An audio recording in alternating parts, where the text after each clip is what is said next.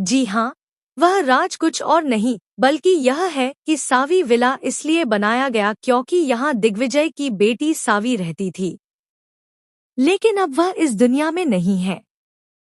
वह इस दुनिया में इसलिए नहीं है क्योंकि दिग्विजय की लापरवाही की वजह से उसने अपनी बेटी को खो दिया। लेकिन पूरा सच यह नहीं है।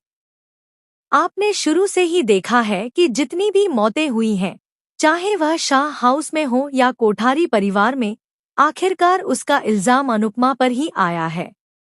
आज पहली बार अनुपमा ने भी ऐसा शख्स देखा है जिस पर ऐसा इल्जाम लगा हो, या फिर वह खुद उस इल्जाम को अपने सिर पर ले रहा हो। क्योंकि प्रार्थना की मौत के बाद अनुपमा को लगता है कि यह सब कुछ उसकी वजह से हुआ है। इसी वजह से यहाँ पूरा ड्रामा चल रहा है। अब जब अनुपमा को यह सारी बातें पता चली हैं, तो वह बहुत शॉक में है और बहुत इमोशनल भी है। वहीं एक कैफे भी है जिसे दिग्विजय बंद करके रखता है। लेकिन जब वह अंदर जाता है तो खुश होता है और डांस भी करता है क्योंकि उसे अपनी बच्ची की याद आती है। वहीं अनुपमा को जया ने बहुत प्यार से डिग्गी कहकर बुलाया है, जो कि उसकी बेटी सावी बुलाती थी। यह सुनकर दिग्विजय को बहुत खुशी होती है और उसे हंसी भी आती है। लेकिन अगले ही पल वह उदास हो जाता है क्योंकि उसकी बेटी अब इस दुनिया में नहीं है। किसी के जाने के बाद मुस्कुराना बहुत मुश्किल होता है। यह बात अनुपमा अच्छी तरह जानती है। लेकिन जिंदगी तो जीनी ही पड़ती है। हालांकि उस जिंदगी में वह खुशी नहीं रहती जो दिग्विजय की जिंदगी से कहीं खो चुकी है।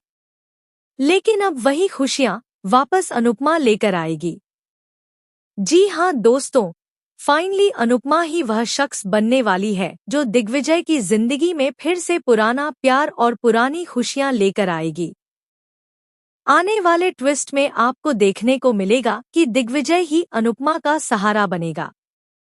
जहां लोग अनुपमा की दुकान नहीं खुलने दे रहे हैं और उसे वहां से भी निकलवा देते हैं जहां वह रहती है। लेकिन अनुपमा एक बहुत ही ताकतवर और हिम्मत वाली महिला है। उसे तोड़ना इतना आसान नहीं है। इसलिए उसे तोड़ने के लिए इतनी सारी प्लानिंग और प्लॉटिंग की जा रही है।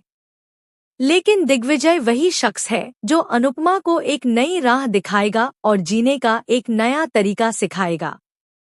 यानी कि दोनों एक दूसरे का सहारा बनने वाले हैं और एक दूसरे को सपोर्ट करने वाले हैं।